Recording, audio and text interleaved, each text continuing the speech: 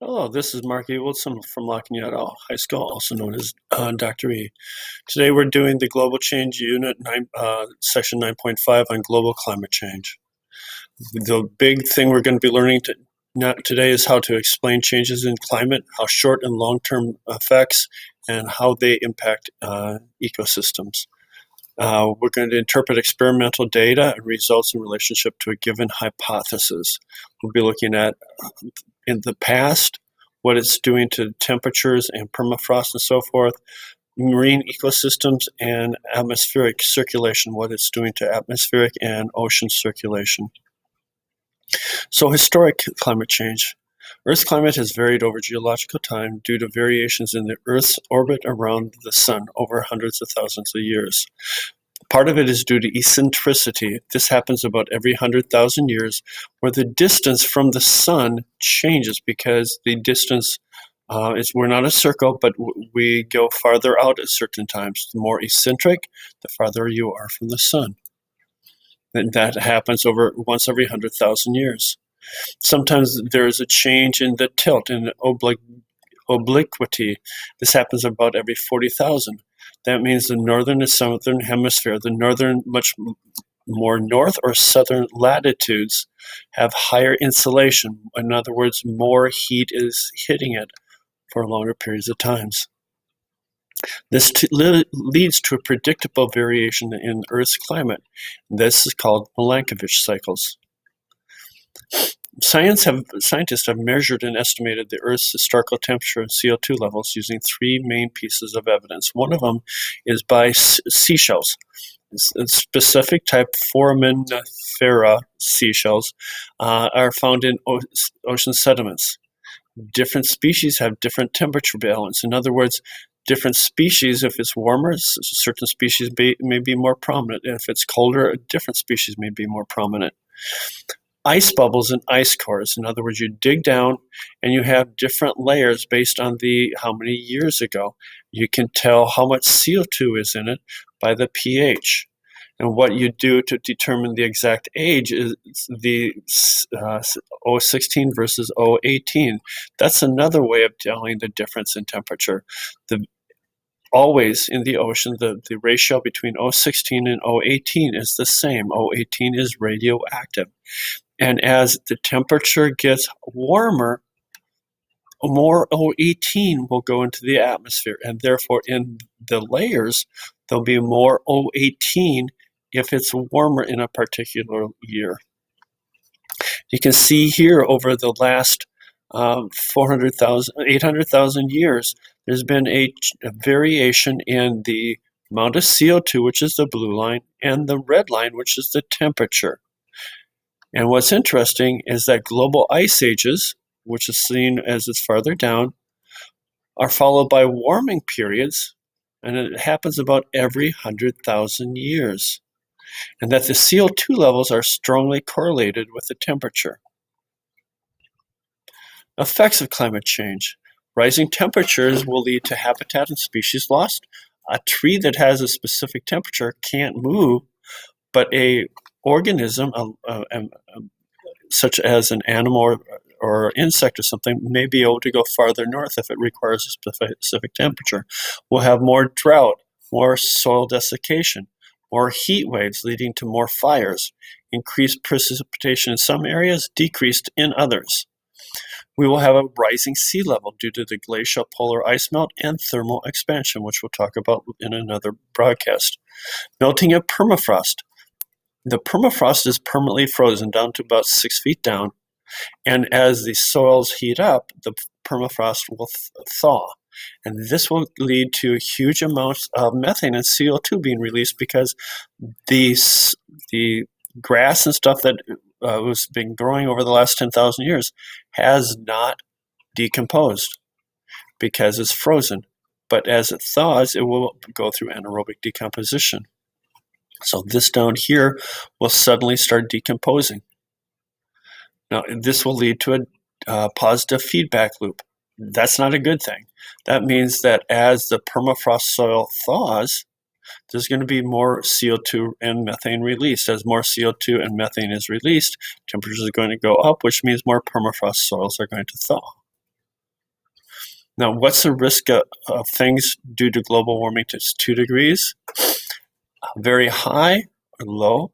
There's going to be an increased threat to ecosystems as the temperature goes higher. Extreme weather events, such as what's happened in Texas, large-scale events such as ice sheets collapsing. Coral die-off is going to happen if the temperature goes up 0.5 degree. It's already happening in Australia. Arctic region is going to have problems because it's going to have less ice. Coastal flooding, like what's happening in Florida, is going to start happening in Long Beach, such places as India. There's going to have more river flooding because the glaciers up in the mountains are going to thaw. Crop yields will start going down. Deaths will go up. And if Hawaii or Long Beach floods, there's going to be effect on tourism, impact on coastal communities. There's going to be property loss, damage, and potential relocation, especially some areas like in Pakistan, where huge millions of people live along the coast. Coastal communities, especially poorer ones, can't build up berms, so they will have to relocate inland. Seawalls, which is being put up in Miami and other wealthy places, are barriers that can be built higher, but it just delays the eventual flooding. Sometimes there's something called a barrier island. Barrier islands are oftentimes protect. Oftentimes birds live out here that don't live any place else.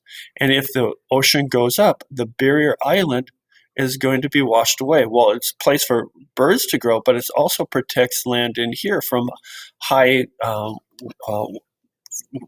tidal waves or things like that.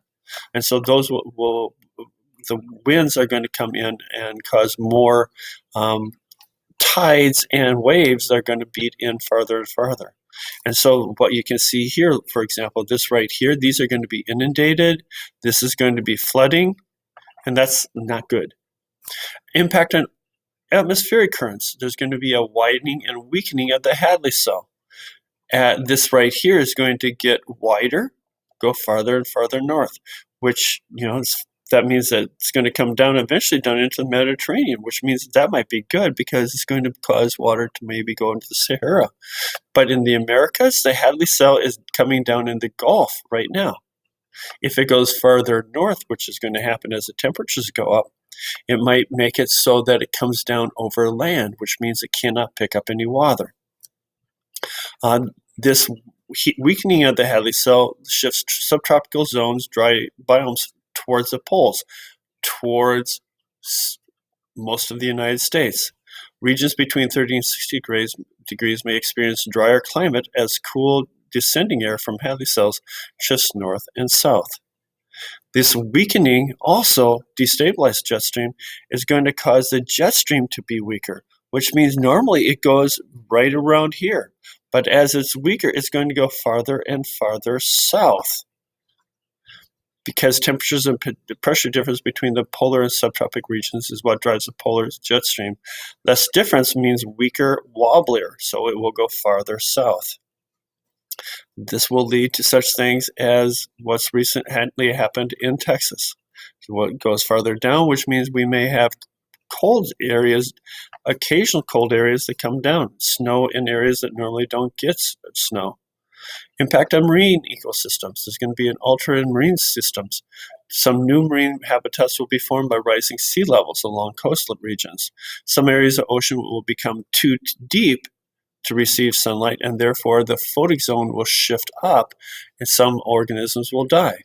There will be altered range for organisms because, for example, the great white shark is no longer found in around the Catalina Islands. It's shifted up to the Monterey area. So fish populations have declined or migrated farther north. And so you can see that there are lots of areas where it's going to be migrating, changing due to the changing temperatures. Impact on ocean circulation, suppression of the thermohaline circulation. That is basically what causes the flow of ocean water. What happens is as we get up here, it's going to freeze like around Greenland. And when it freezes, the only thing that freezes is the water. And so the water is not just more dense because it's cold, but it has more salt in it. Therefore, it becomes dense and it sinks to the bottom. Well, if that doesn't happen because it's not as cold, and because ice is melting in Greenland, we're not going to have this, and therefore these tides may not be flowing. The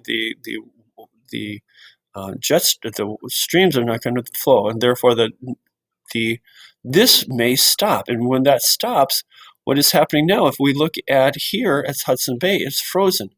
But because the Gulf Stream comes up, because this thermohaline shift, it warms up Europe. Well, if this whole thing stops, Europe may freeze. Unequal global warming. Polar regions of our Earth are warming much, much faster than other regions. You can see here it's up to 12.9 degrees in 2016 from what it was 200-300 years ago. Not as much in the middle regions, but greater change in the northern areas.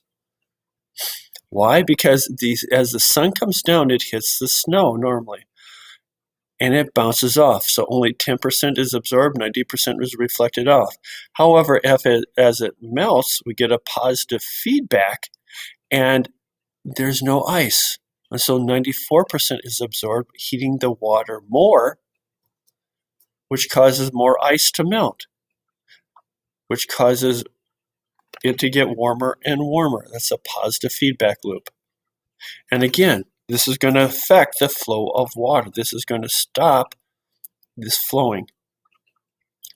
We're going to have a melting of the permafrost. The permanently frozen tundra soils are going to begin to thaw, release methane and CO2 through decomposition. Again, as these thaw, because it's warmer, it's going to be more CO2 methane. It's going to warm it more because there's more greenhouse gases.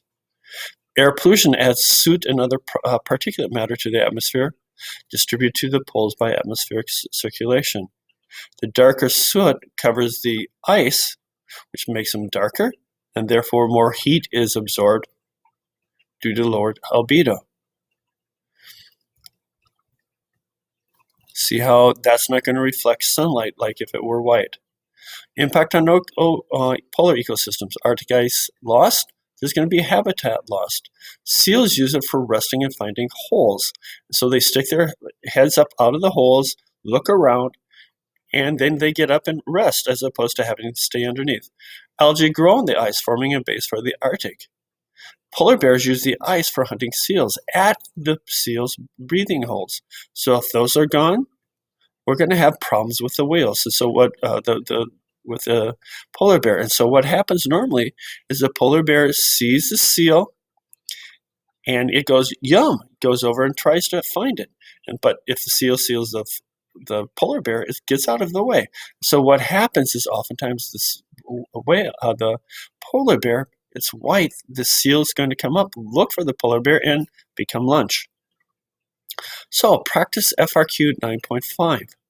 Can you explain how the data up above, the differences in temperature, supports the hypothesis that a destabilized polar jet stream caused the cold spell seen recently in the Midwest and Texas? Thank you very much, and I hope this has been helpful.